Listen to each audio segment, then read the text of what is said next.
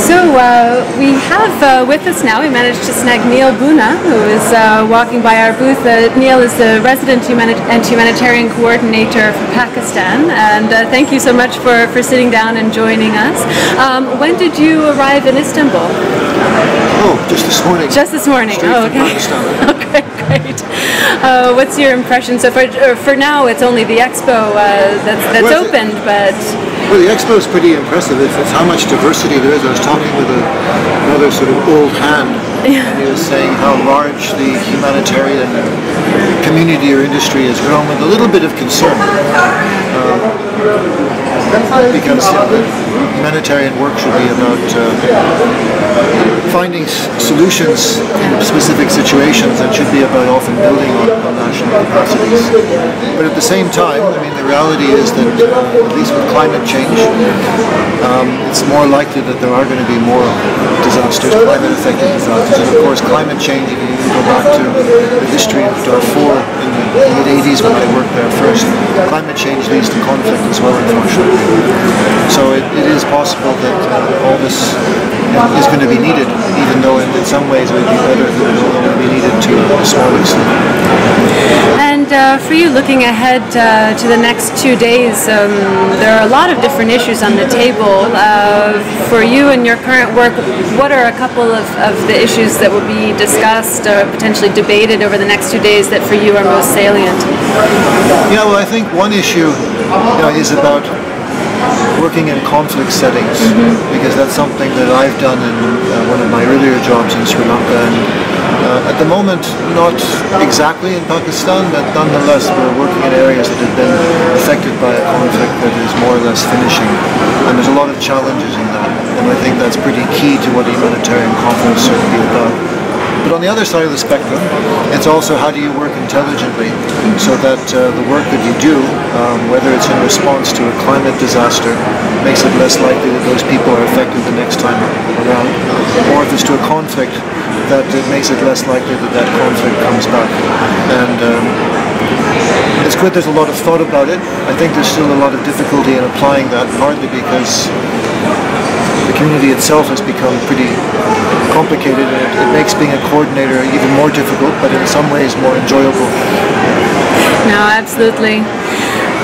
So, of course, this event, these days, has been several years in preparation. Some people are also speaking of it in some ways as a starting point, and that there may be some conversations that are just now crystallizing, and that this will be a starting point moving forward. How do you see, or do you see in any way the summit here in Istanbul as a starting point for key conversations in terms of how the dynamics of the humanitarian sector will look moving forward? Well, I know there's been some controversy of linking it to the SDGs, but I'm not going to link it directly to the SDGs. But one thing about the SDGs is it's universal. Yeah. And humanitarian principles are supposed to be universal, but quite often it's a relatively small number of countries that are providing the international assistance. And there's been sometimes issues as to how much all countries sort of own those principles. So I think this is a real opportunity to make it more universal. And I think that's one of the main reasons it was chosen to be in Istanbul rather than in Geneva. So I really hope that energy comes out of it, because I've seen from my work, whether it's in countries or whether it was during the time I was in Geneva dealing with lots of countries, that there really are issues. And the issues mean that people don't get assistance they need, but it also means that the assistance isn't necessarily something that leads to longer-term solutions to the problems they're facing. And we should be able to do that. There is capacity in the world, there's budget in the world, that's for sure. But we don't seem to be able to put all the pieces together. And a large part of it is that there's still not enough join-up between what happens internationally and what happens at the national level. And that's what I try to do in Pakistan right now. Absolutely.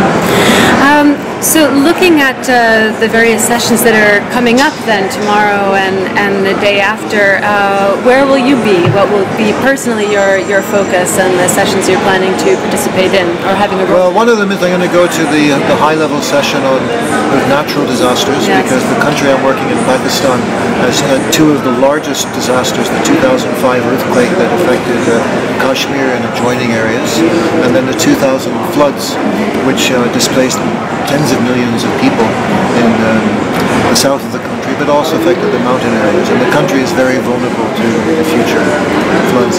I'm also going to be in the session dealing with the links between development and humanitarian work, with finding solutions for displaced people. That's a key challenge where I'm working now, because we have about, well, altogether 1.7 million, they call them temporarily dislocated people, who are returning to areas that have been affected very, very badly by conflict over many years, and it's important to join up that work so the short-term assistance actually leads to a longer-term solution. So I'm going to go to that session, and there's a session on Pakistan as well, which is going to try to take some of the lessons there are from Pakistan, of which there are actually quite a few, both from the mega disasters, but also from dealing with refugees. It's hosted the biggest refugee population in the world for the longest period.